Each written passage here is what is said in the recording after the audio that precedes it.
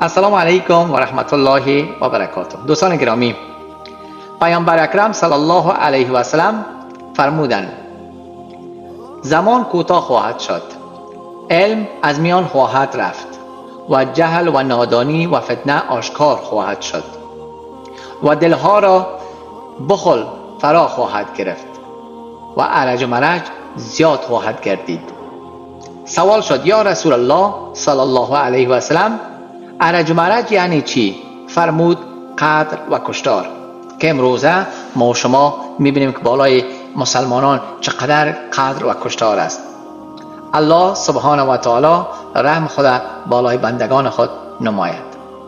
آمین یا رب العالمین. و السلام علیکم و رحمت الله و برکاته.